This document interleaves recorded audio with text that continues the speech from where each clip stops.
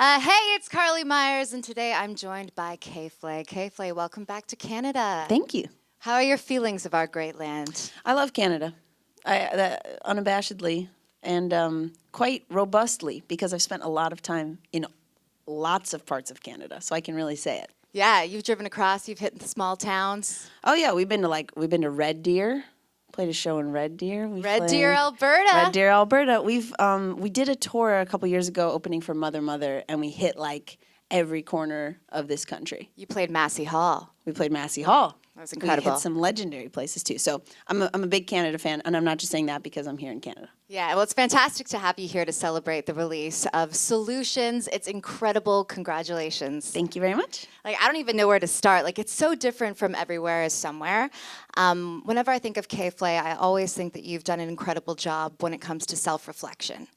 And this time around, the tone is different. It's more optimistic. It sounds like you're less hard on yourself and really encouraging everybody to be less hard on themselves. Yeah, I think this kind of like self-acceptance has been, part of putting out the last record and being on the road for 2.5, 3 years in support of that.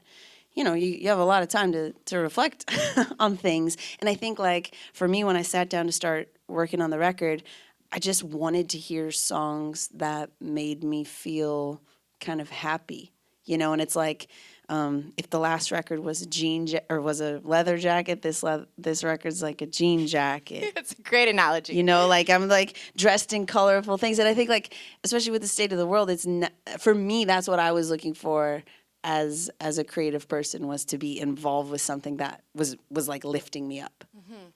So let's talk about Bad Vibes. I think that the message in the song is being miserable for the sake of being miserable isn't cool. It's not cool. How did you come up with that song? Where did it start? Living in Los Angeles. I think we can all relate to this. It's, you find yourself in these social situations where, or at least I did with people, where I'm like, you're being cynical for no reason. Like, this isn't productive cynicism. And I do think being skeptical of things and questioning the establishment of the world is important, but I don't think that unnecessary negativity really provides anything for us. And I found myself just getting dragged down by that and feeling kind of like heavy and unable to move. And I sat down really with no agenda with one of my collaborators just to work on whatever. And I was like, man, I was out at this bar and I just got these people giving me bad vibes. Yeah. And he was like, okay, let's talk about that. And honestly, all the vocal takes on that song were the demo vocal takes I did that day. I just wrote it and recorded it sitting down. They were your vibes. They were my vibes. Yeah. There's a line in that song, you say that it's just depressing when basic girls sing Tiny Dancer. Can you zoom into my face? That is me. I am the basic girl who sings Tiny Dancer.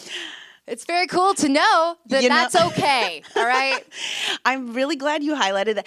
I think that's my favorite thing I've ever written, and put in a song, is because I think it's a very specific image. And what I find interesting about it is Tiny Dancer is a classic song, of course, a wonderful song that everybody knows. And you know what?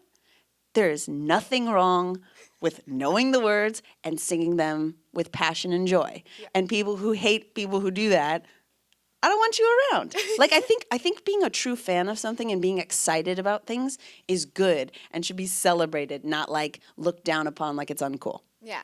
It might be cliche, but it feels good. You're cool to me. Damn good. It feels, it does. It feels very good. Yeah. All right, on to I Like Myself. I think that this song deals with something that a lot of us struggle with in our day-to-day life, especially in this time that we live in. You talk about people on vacations, faking their laughter. I legitimately read about this company the other day that takes your photo and superimposes you into places you've never been before, so that you can look at somebody's Instagram and think, oh, They climbed Machu Picchu, but no. That's horrifying. Isn't that horrifying? That's horrifying. Yeah. That's scary. Like, your job requires a lot of social media.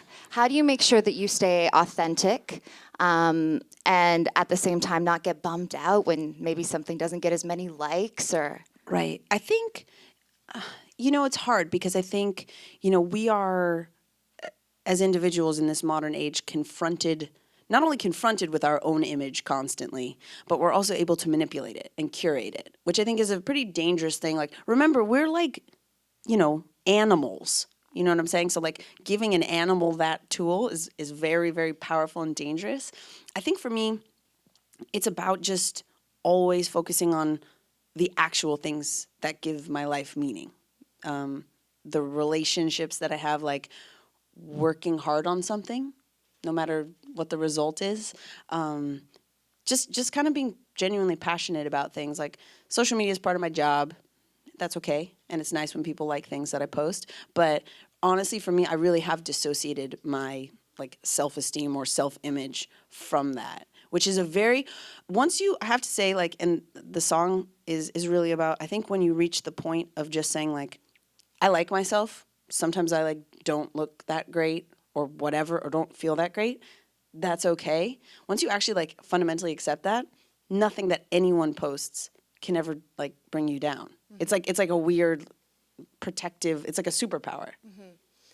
I think what you've done with this song is you've created an anthem for helping with that, because it does take a long time and a lot of people struggle with disassociating themselves and their worth to likes.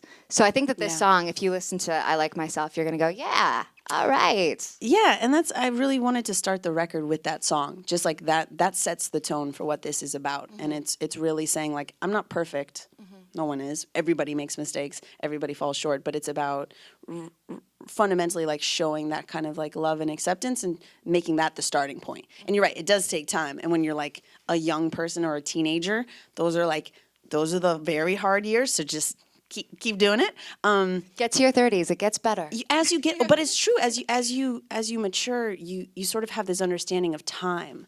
And when I talk to my parents and their friends, when you're an older person, you lose that ego.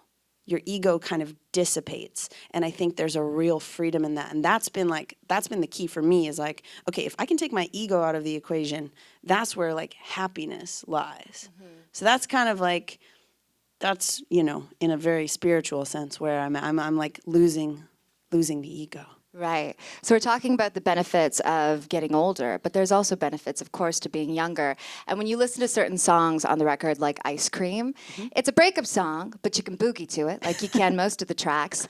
And there's this childlike innocence. And I read that when you were writing this record, you went back to doing a lot of the things that you used to do in your pastime, really simplifying. What were some of those things?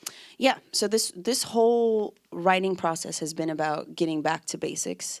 And so I just kind of was like, all right, when I was a kid, my imagination was running wild and I was like profoundly curious. And one of the things anecdotally that I found is that when I'm like super depressed or anxious, I'm also not curious. So I find that there's like some kind of relationship between my curiosity about the world and my mental health. Maybe it's how much room you have. Yeah, totally. Yeah. And I think that like when I'm open to things and like kind of letting my imagination run wild, I'm happier and I'm more productive and I'm like a better sister, daughter, girlfriend, friend, citizen of the world, whatever. So I just kind of was like, all right, instead of like going out to a bar, I'm going to like draw the flowers that I bought. I'm not good at drawing, by the way. I'm not horrible, but I'm pretty bad. But really just like kind of doing these basic things that I did as a child that brought me joy. And I was finding that was like connecting me with, just like a really pure and simple part of my brain that was making me feel really good. Stimulating different parts, for sure. Totally. And I think like, little kids spin around on a bat to get dizzy, and that's like fun, So like the inventiveness and sort of like creativity of a kid is very inspirational, I think, as an adult, and all that gets like beaten out of us as we grow up. But I think holding on to it and finding a place for it in our lives is like, I don't know, to me that this last year has been about re-engaging with all that. Wow, it's very interesting. I want to talk about Sister. I think that this is going to be the summertime jam for friends, and that's kind of refreshing because there are so many songs out there about landing a lover, and not enough about landing a friend. Totally. So this song is super special to me because it originally began. So my brother and sister, I'm not biologically related to, and I always had this feeling like I just want to be their real sister. So I started writing a song that was like very dark and like involved. It was just too complicated and weird, and I was like, "Ugh, okay, this sucks." And I kind of just like put it on the back burner. And I've been talking with my manager, who's also one of my best friends, and we were just talking about with this record. I've been taking with most of the songs a negative starting point or a point of angst or difficulty, and trying to view it in a positive way or make it feel good. So even like Bad Vibes, it's about a bad vibe, but the song I think feels good.